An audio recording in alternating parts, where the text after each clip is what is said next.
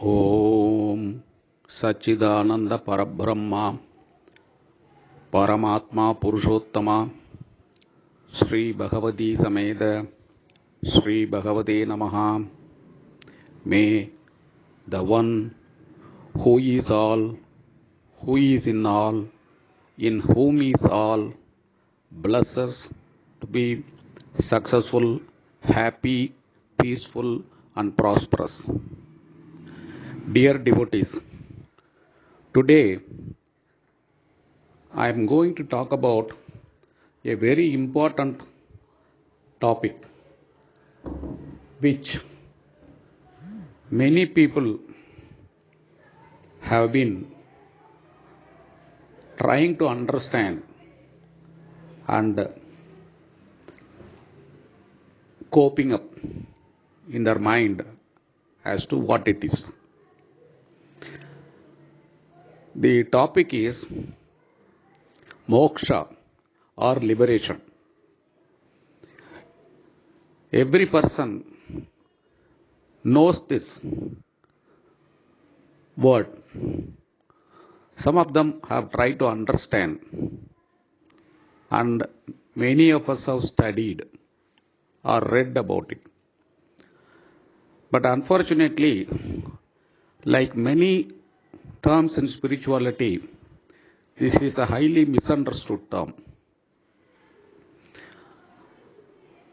Many people who come to me, they ask me, Guruji, see in my horoscope and tell me whether this is my last birth. I would ask them, why are you asking this question? They will say that they don't want to be reborn again. When I ask why, they will say it is full of miseries, only sufferings. And they will also become very philosophical to tell me that even Adi Shankara has said that this world is an illusion, it is a Maya. So I don't want to live. So therefore kindly tell me. Now the problem here is basically they are asking and saying they don't want to take reincarnation. They don't want to come back to this earth. As I told you, when I ask them why you don't want to come, why you don't want to have a next life, they say sufferings. They are having sufferings. Now, what would have been their answer if they had no sufferings? If we ask this question, or if a highly successful person will come and ask us whether this is a last birth, whether he is an actor or a cricketer or a politician or a singer or a musician or even a god man, even the same persons who are asking these questions, would they have asked these questions when they were in the prime of their youth, when they had the so-called everything in life? So the problem is like a child crying without knowing whether it is crying for milk or pain. They have not understood why they should really long for this avoiding the rebirth. The true problem is they are worried about the sufferings. Now let us assume that, for argument's sake, that it is possible for them to avoid a rebirth. But have they understood what is the process? Is it at all possible? Everything in this universe, as I have told you, is made up of an energy. energy knot. This energy knot cannot just like that get dissipated. There has to be a process for dissipating it. Let us assume that the sun does not want to rise from tomorrow morning. Can it?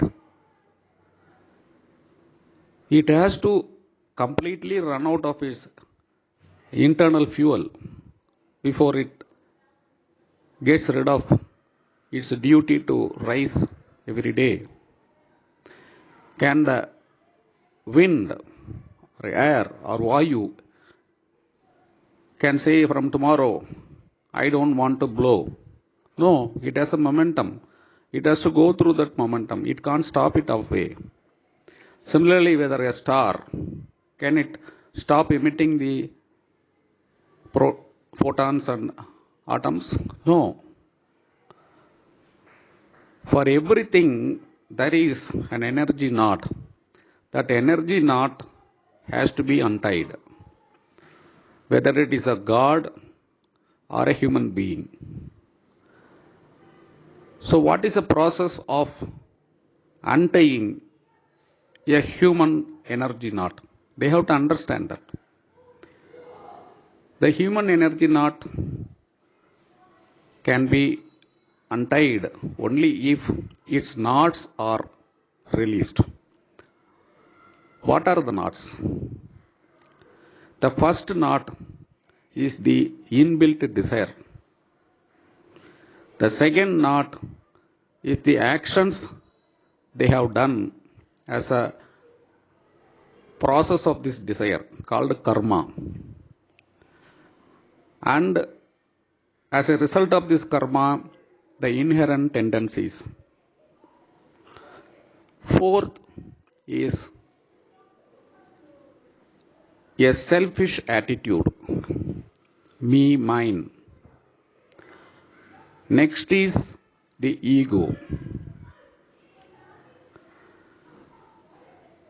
Now, unless and until one is able to overcome and untie all these knots, how can the human energy knot called the soul can be untied and dissipated? Now think about it. How long it may take to untie one by one these knots? How will you overcome the desires? Just like that.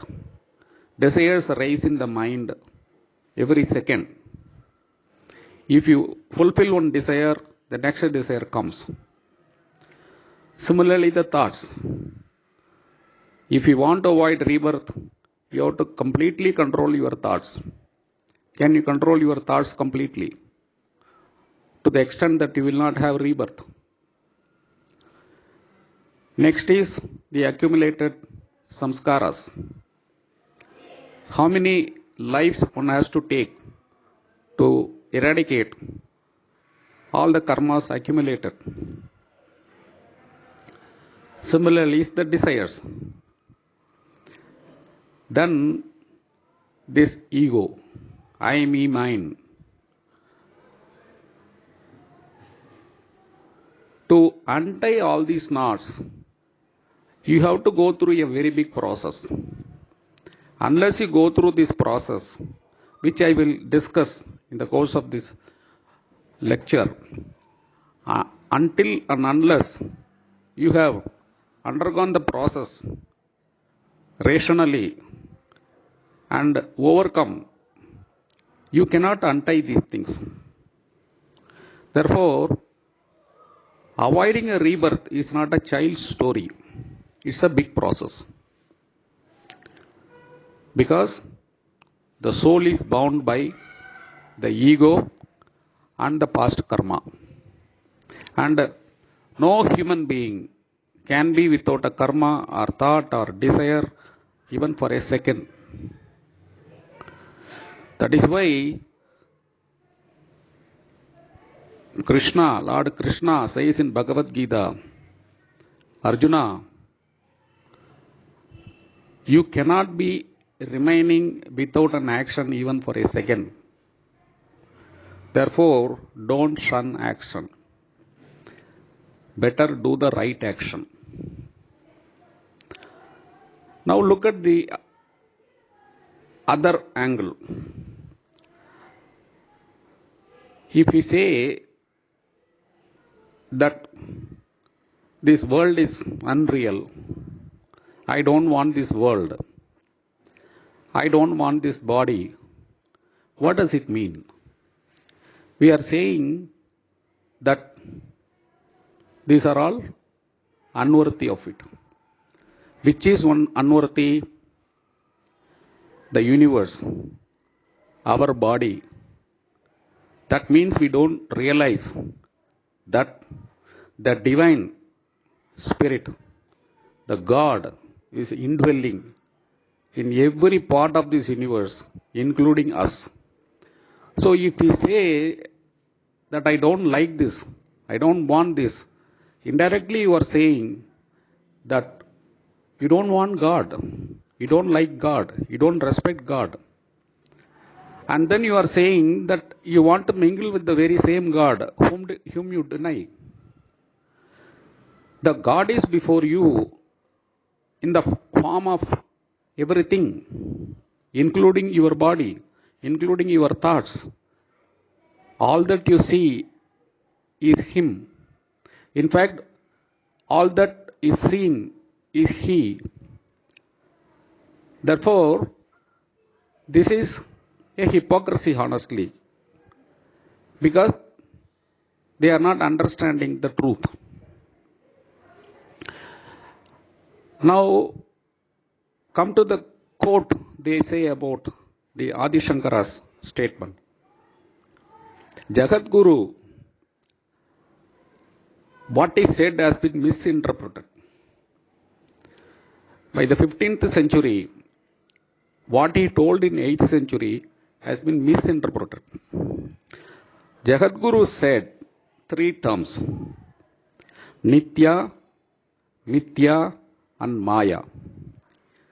He said, whatever is eternal is Nitya. That is the Parabrahman. The ultimate reality is eternal. What is there, but what is not eternal, is Mithya. He said this entire world, we, the body, the mind, everything is changing. They are not permanent. Therefore, they are Mithya. The third one is Maya, which is non-existent, like a dream, like a mirage, like a person seeing a snake in the rope. These things are Maya. That is, what is non-existent, he called as Maya. What is existing, but which is not eternal, he called as Mithya. And whatever is eternal, of course, that is only Parabrahman. He called it as Nitya. So he has never said this world is unreal. He has only said that this world is ever changing. So realize that internally you are the unchanging reality of the Parabrahman, but you have to deal with the Vyavaharika reality, the transactional reality, which are Mithya. In Yoga Vasishta, Vasishta tells Rama very clearly that when Rama becomes very morose and he wants to become a monk, give up his royal life, including giving up life, Vasishta tells this is a very wrong attitude.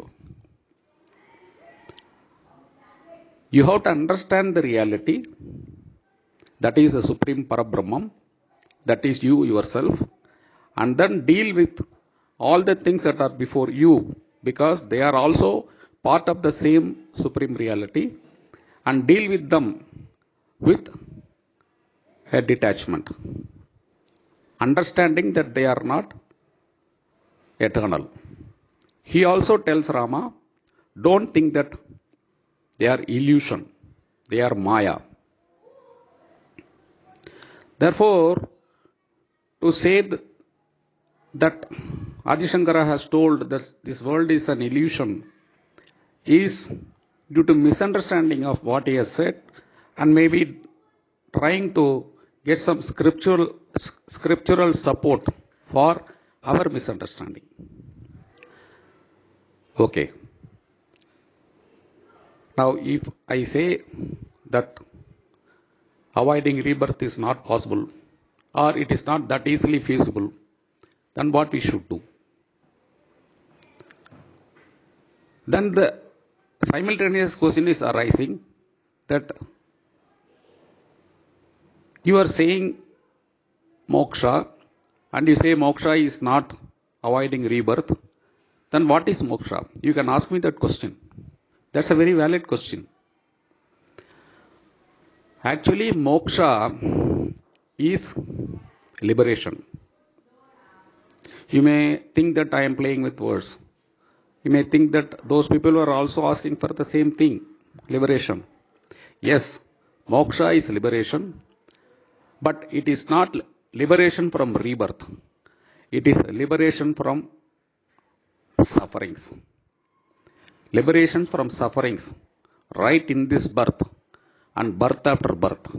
That is moksha. Let us assume that God appears before us and gives us a boon that you will have a very happy, peaceful, prosperous, and successful life in this life and in every life that is going to come hereafter. Will we say, no, I don't want? Will we say that? So, liberation actually means getting this boon, that to have a life free of sufferings, to be happy, successful, and prosperous. How to get that boon? That boon can be self-got. From where? From the divine energy within you. You don't have to search around anywhere. That is why God is within you. He is willing to give you whatever you want, provided you get eligible for that. So what is preventing us from getting this boon? That is the correct question. The first bottleneck for this problem is vidya, or knowledge or lack of knowledge, ignorance. Ignorance is the first problem. Second problem is wandering mind. Third problem is multiplying desires. Fourth problem is uncontrolled thoughts. Fifth problem is selfish ego. Sixth problem is our negative vibrations caused by samskaras or karmas. Now we have to have a method to handle each of these negativities. Vedas have given ways out for removing every of this problem. Let us take one by one. The first one is avidya or ignorance. Ignorance of what? Ignorance of the ultimate reality. What is the ultimate reality? I have been telling, you must have heard from many of my lectures, that ultimate reality is the Supreme Spirit. The Supreme Spirit is within us. That is what is animating us. So the Supreme Spirit need not be searched anywhere. It is with you. But we don't understand that. We think that we are our body. We think we are our mind. We think we are our desires. Actually, we don't know what we want. That is why in the very secretive prayer method, which I will cover one of these days, the best prayer advised is to pray before God just one thing.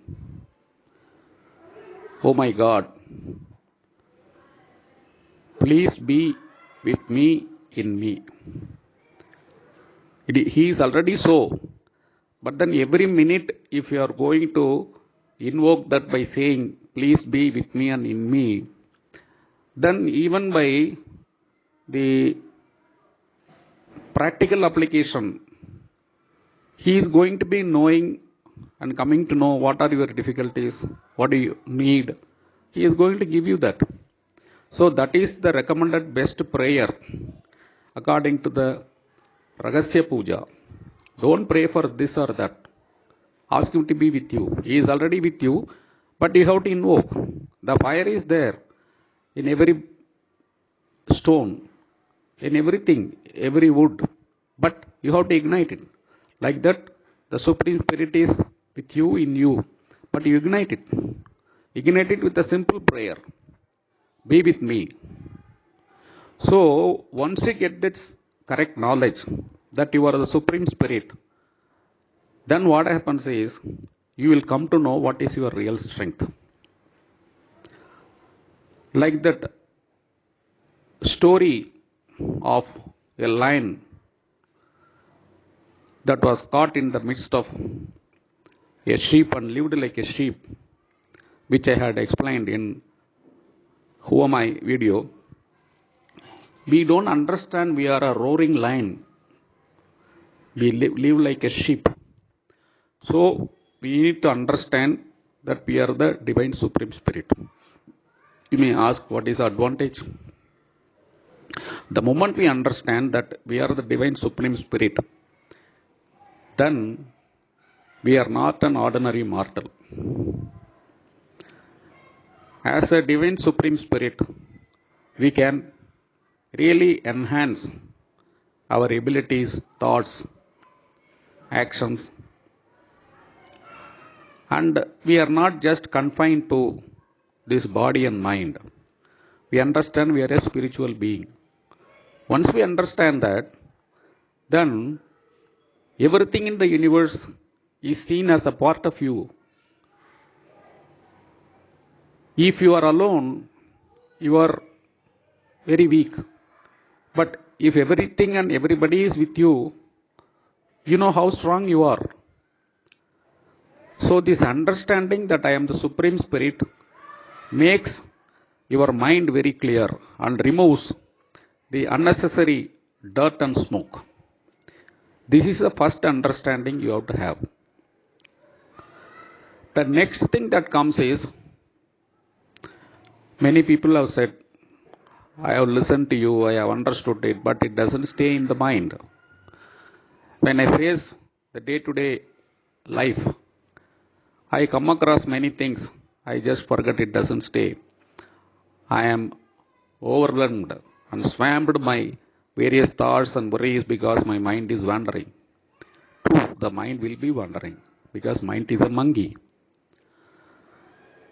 So there has to be a method to handle it.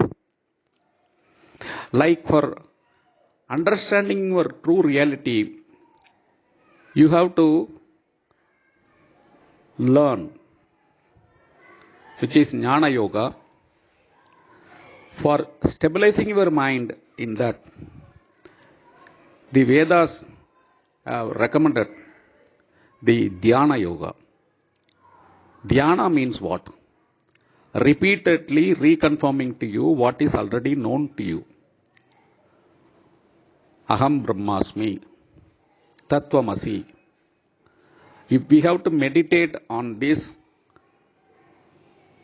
Mahavakyas, when we are constantly remembering that we are the Parabrahmam, then this wandering of mind will come down. We will repeatedly remind ourselves what we are. Then some people say, yes, I do that. Still, my mind sometimes believe, sometimes don't believe. What do I do? This is a major problem. This half belief in God is deadly. It is like you are walking on a surging river on your self will, and suddenly you lose the self will. What happened? You will get drowned. This is deadly. So, what is the solution for that? Vedas have therefore recommended that you resort to Bhakti Yoga. To overcome this half doubt and half belief, Vedas have recommended Bhakti Yoga. What is Bhakti Yoga? It's a Saranagati. What is Saranagati? It is an implicit faith that this universal spirit is always with you and it will come to your rescue at any point of time. It will not let you down. Our mind, instead of being allowed to get hanged with unwanted things, you hang it on the divine. And once you are able to develop this confidence, which is Shraddha, it is not blind belief. It has to come with conviction. It is Shraddha. Once you develop this Shraddha, then it will become a Nishtha. Nishtha means unflinching conviction. Any problem comes, you will not get worried. At best, you will tell the divine spirit within you, please handle it. You don't even have to handle it. It will handle it. But for your mind's comfort, you can tell the divine spirit inside that you please handle it. So, first you have understood that you are a divine spirit. Then through the Jnana Yoga, then you have controlled your mind to avoid unnecessary thoughts and be with the divine spirit by Dhyana Yoga, by constantly reminding you. And the third is to remove the perhaps doubting syndrome by resorting to Bhakti Yoga and developing a complete conviction that He will take care. The power of this Bhakti Yoga I have already covered in one of my videos. Will God come to our rescue? God will come to your rescue, provided you are fully committed to Him. You have the full bhakti on Him. So you have overcome 3 knots. What is the 4th knot? 4th knot is the selfish desire and ego. This is a very difficult thing to cross. Everything for me, I am, everything I am. This ego will spoil anybody. Even if you have crossed all the 3, a person can stumble on this. We have the examples of Ravana.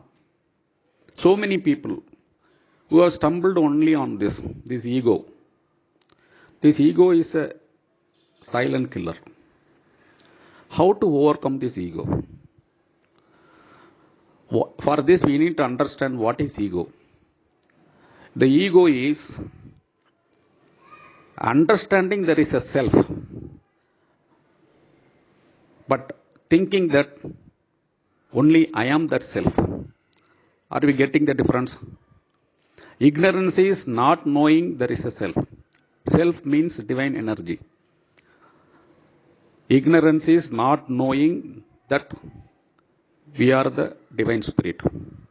Ego is thinking that I am the only divine spirit and everything is subservient to me.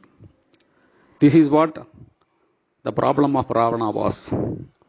This is what the problem of all the Rakshasas were. They were very accomplished in all the other three. Ravana was a great devotee of Lord Shiva. He was a constant meditator. He knows all the four Vedas. But then where he stumbled, where he failed on this ego, how to overcome this?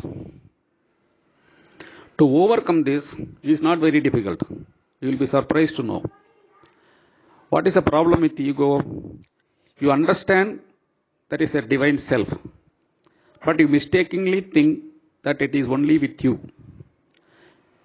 But if you really understand what is explained in Jnana Yoga, if you really it is going to sit in your mind, you will realize that the same divine self is there in every other thing. Whether it is an insect, or it is sun, or a star, or a sand particle, the same divine self is in that also. So this divine self is in me, in all the people with whom we are dealing. The moment that realization comes, then your mind which is trying to serve yourself, that is your own personal self, will understand you can as well serve all other selves. Whether you serve your need or you serve the other person's need, the result is the same because you are serving the self. But if you are going to serve all the beings, this ego that I am will vanish. Once this I am vanishes, then you are getting out of this ego syndrome. You are seeing everything with equanimity. Everything is your friend. You don't have any enemy. Because you see God in everything, everywhere, in every being. Question comes, how do we do that? It is easy to hear, but how do we do that? Vedas have given a very easy way out to this. It says, you carry on with all your duties as what you are doing, but as a nishkamya karma, that is as a selfless service. You do service to every other being, not expecting anything in return. Do it as a duty. This is what in Bhagavad Gita, Bhagavan Krishna says, do your duty, don't expect any result. He is not advising you not to plan for a result, because every action has to be planned for a result. But don't expect that result only for your welfare. Expect that result for everybody's welfare. To reinforce this, always look at a tree near you, which I have covered in detail about this selfless service of trees in another video. Look at a tree. It gives shade to everybody, including its cutter. It gives fruit. It doesn't eat. It gives only to others. So you can always lead a selfless service, life full of selfless service. And for this, the Vedas have recommended Karma Yoga. This is real Karma Yoga. In Karma Yoga, it does not mean you should not earn money, or you have to starve. No. You earn whatever is legitimate. You enjoy all that is legitimate. And serve with your savings, or even in the process of earning, serve the society, serve the other beings. With the clear understanding that I am not expecting anything in return. I am doing this because I am born in this world to do something. What for we have come to this earth? Let us understand. Sun is there only to give light. Water is there to give liquidity. We can go on explaining one by one. Let us understand what for we have come. We have come here because we are more capable of serving the other beings. A tree or a cow can serve in a limited way. But if a human being, if he is practicing karma yoga, can serve in a much bigger way. That is why the human beings are invested with intellect. And if we don't do that, and if we are going to use everything for our selfish purposes, we are failing. As I have told you in earlier lecture, it is like a dinosaur. So, to overcome the ego, you have to practice karma yoga. So, the Vedas have recommended Jnana yoga for removing your ignorance, Dhyana yoga to control your mind, Bhakti yoga to remove your doubts, and Karma yoga to overcome your selfish ego. Once you do this, then you can never do a mistake. If you are helping so many people, not only you are going to have satisfaction of serving others, the happiness in their mind, their faces, and the positive vibration they are going to create, it will make you swell in energy. The Dhyana yoga will make you to draw the divine energy around you into you. The Bhakti yoga will give you enormous growth spiritually in you. How did Hanuman spiritually grow? He had the complete wisdom. He had, that is Jnana. He was the greatest meditator on Ramanama. And he has unassailable bhakti in Lord Rama.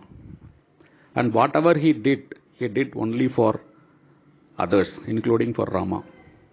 That is why Hanuman is Hanuman. All of us can become Hanuman.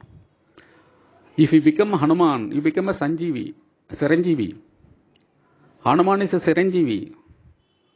He is not dead and gone. There is no question of rebirth.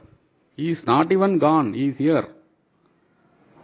So, the true liberation or moksha is to overcome or being free from sufferings.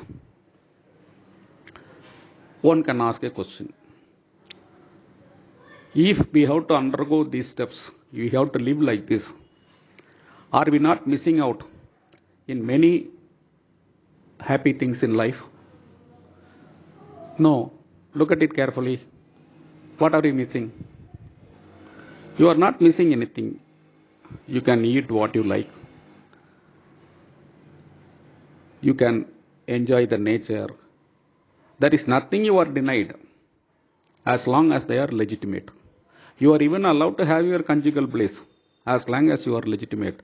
In fact, God is permitting and recommending conjugal bliss because then only this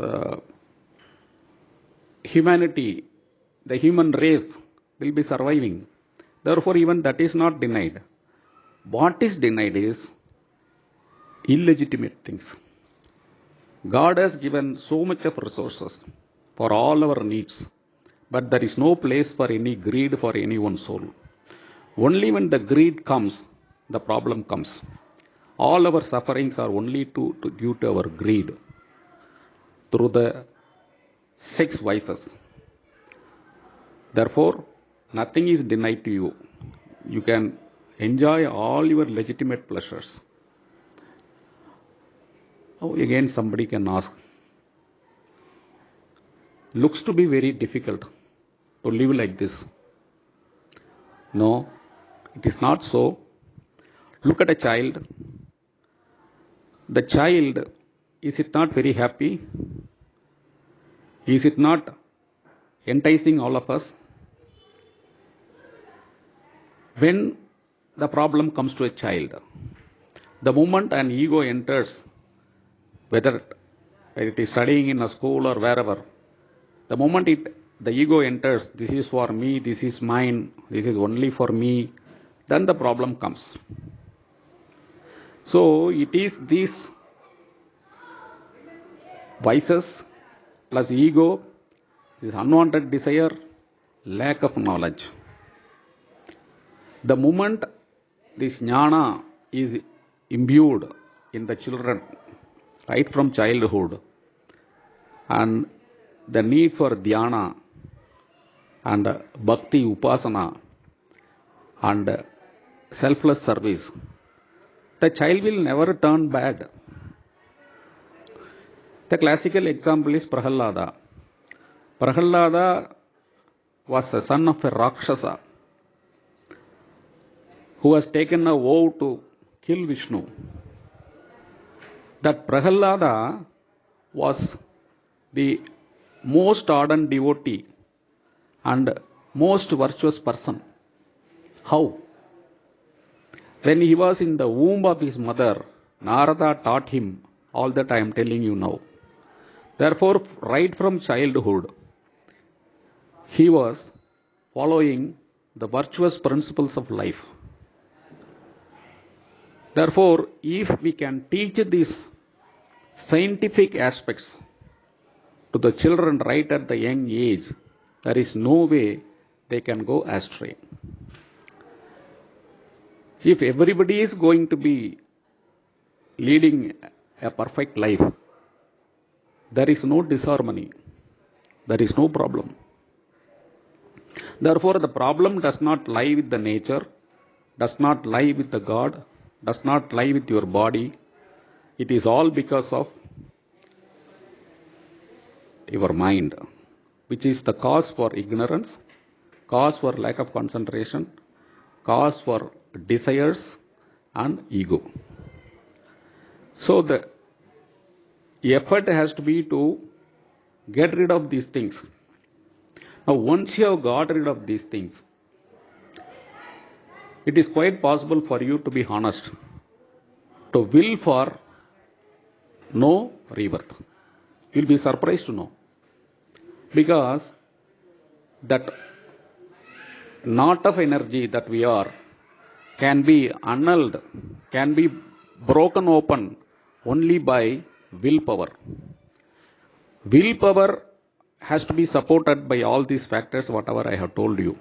So, if you have practiced Jnana Yoga, Dhyana Yoga, Bhakti Yoga, and Karma Yoga, and you have purified your body and mind as what we have explained till now, then your will swell, and the will give you whatever you want. At the time, if you say that I want to merge with the universal spirit, it will be granted because you are so powerful. Your divine spirit, your divine energy has swelled so much that it can merge with the universal spirit. Your rebirth can be avoided. But at the time, you may think that why to avoid a rebirth? Because Lord Vishnu himself is reincarnating so many times. So, as a pure soul I am, why I should not be reborn and serve the society? Therefore, at that point of time, you will have two choices, whether you want to merge with the God or you want to be reborn and serve the society. But either way, you have to undergo and you have to purify yourself, your mind, everything, your intellect, your intuition, your soul in these processes. But if you ask me personally, you have to purify and lead a suffering-free life, practicing this Jnana Yoga, Bhakti Yoga, Dhyana Yoga and Karma Yoga, and lead a happy life in this life and life after life, because you will be in the process contributing to the rest of the society. In Buddhism, there are two states called Buddha and Other one is be like a Buddha but pulling up everybody along with you. And Buddhism recommends the second stage because it wants to lift everybody. So that is why avatars are happening, to lift everybody up. Therefore, my recommendation will be that you train yourself and get eligible for yourself to get liberated from sufferings and lead a happy, peaceful, and prosperous life. And do so life after life. Next question comes.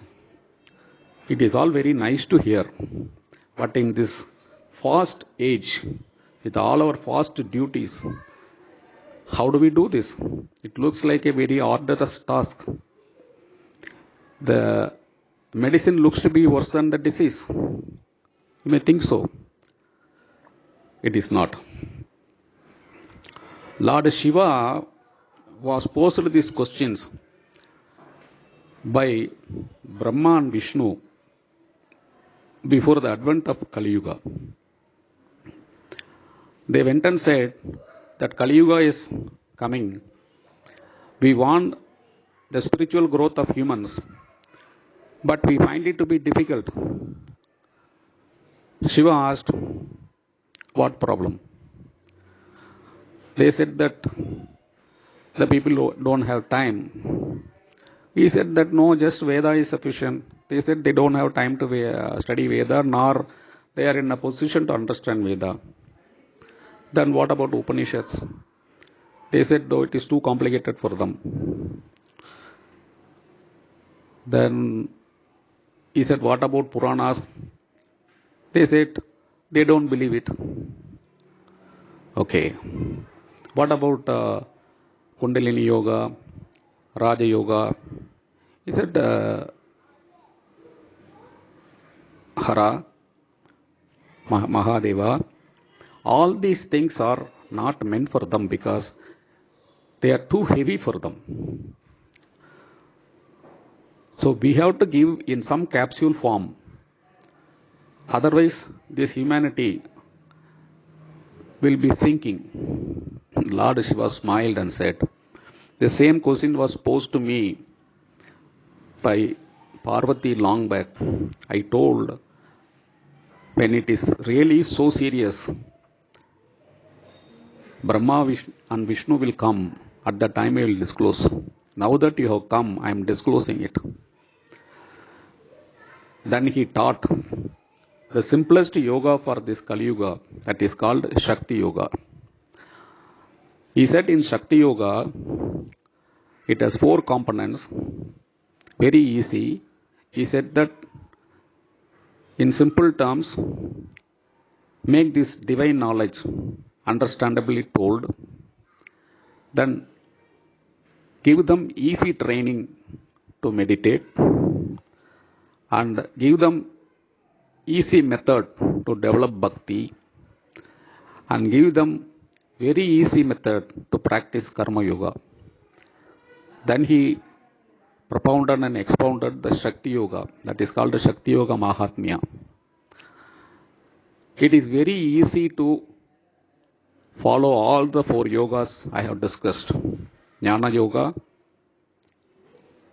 Dhyana Yoga, Bhakti Yoga and Karma Yoga through the practice of Shakti Yoga. Shakti Yoga is a capsule form of all these 4 yogas.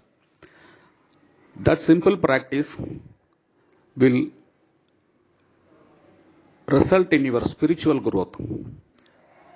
All that we want is our divine power to be increasing and our negative energies to be controlled and positive energies to be growing. So that will happen. That is the simplest method that has been prescribed for Kali Yuga by none other than Lord Shiva himself. Therefore, achieving this is not at all difficult. And to be honest, to be good is very easy. It may be surprising to you.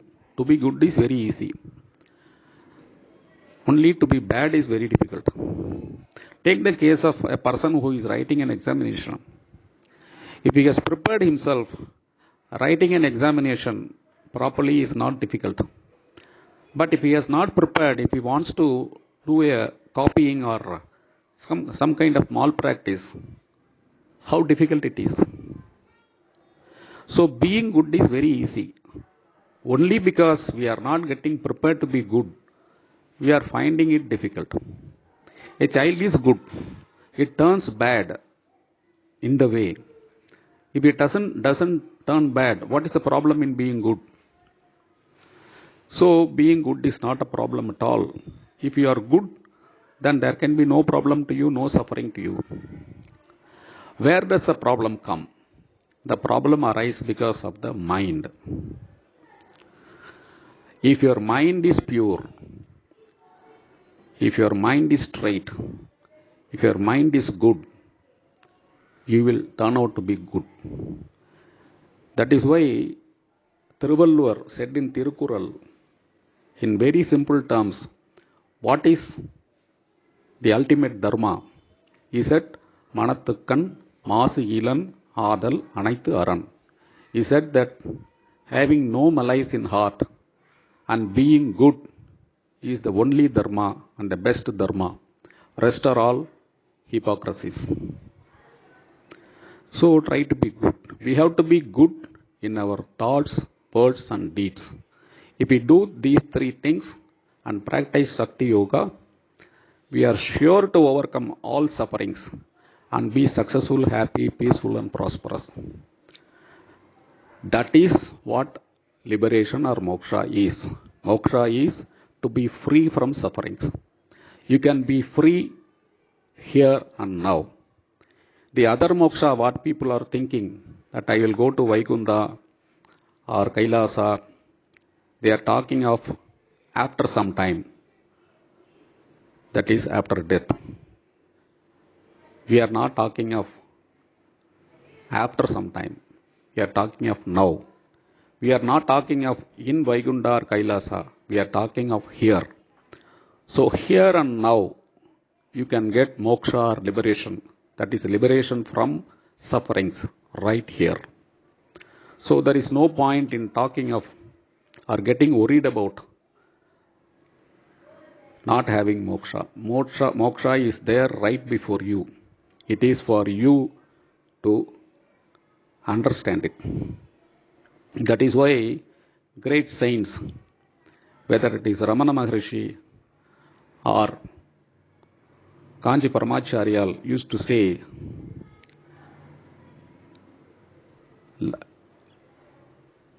knowledge or knowing the truth is not learning something, but unlearning something.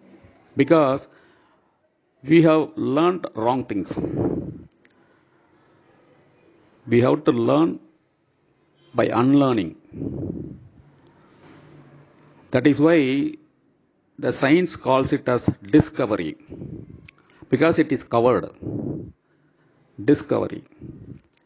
Therefore, dear devotees, we are all entitled for liberation, moksha, right here and now, and it is right within our hands, and we can get liberated if we work for it within any time. Once again, I am telling, liberation is possible here and now. That is what the Vedas declare. Let us all strive for that. We will all be blessed by the God who is residing in us. Om Rishabharuda Parabrahmane Namaha.